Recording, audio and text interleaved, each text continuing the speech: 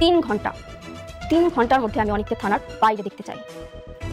যদি না পাই তাহলে শালিমা বিল্ডার্স গ্রুপে আমি আগুন জ্বালিয়ে দেব। চলো।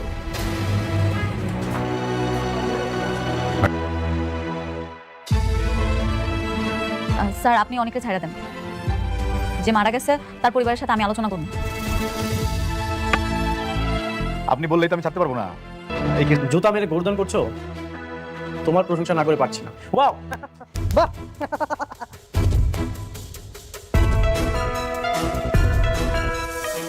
মানে তো খুব পরিষ্কার।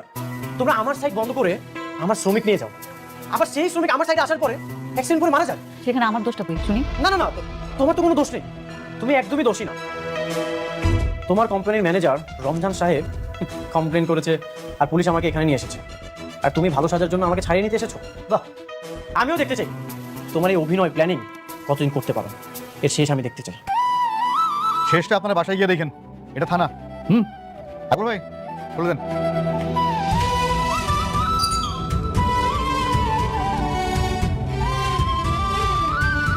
আসসালামু আলাইকুম বন্ধুরা, আজকের গল্পটা আমরা একদম নতুনভাবে সাজিয়ে বলছি, যেখানে শুরু থেকেই আছে টান টান উত্তেজনা আর রহস্য। গল্পের শুরু থানার ভেতর। এক ভয়ঙ্কর মামলায় আটক একজন শ্রমিকের মৃত্যুর দায় তার ঘাড়ে চাপানো হয়েছে। চারদিকে চাপ, শ্রমিক ইউনিয়নের প্রভাব আর পুলিশের কঠোর অবস্থান, সব মিলিয়ে মনে হচ্ছিল মুক্তি প্রায় অসম্ভব। কিন্তু হঠাৎ করেই পরিস্থিতি বদলে যায়। অদৃশ্য কোনো শক্তি নড়ে ওঠে, ফোন কল আসে, দরজা খুলে যায়।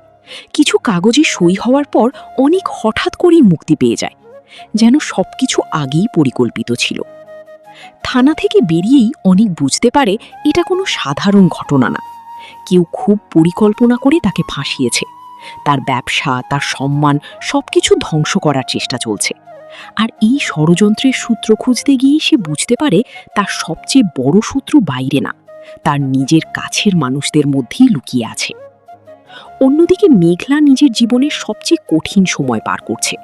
তার গর্ভে সন্তান, কিন্তু সেই সন্তানের পরিচয় নিয়েই সমাজের প্রশ্ন, অপমান আর সন্দেহ। সবাই জানতে চায় বাচ্চার বাবাকে, কিন্তু মেঘলা দৃঢ়। সে জানে তার সন্তানের বাবা অনেক, আর এই সত্য থেকে সে এক চুলও সরে যায় না। যত কষ্টই হোক, সে মিথ্যার কাছে হার মানতে রাজি না। এদিকে অনিকের বর্তমান স্ত্রী বৃষ্টি নিজের ভেতরে এক গভীর কষ্ট লুকিয়ে রেখেছে। সে জানে সে মা হতে পারবে না, কিন্তু অনিকের স্বপ্ন একটাই, সে বাবা হতে চায়। এই সত্যটা বৃষ্টিকে প্রতিদিন ভেতর থেকে ভেঙে দিচ্ছে। সে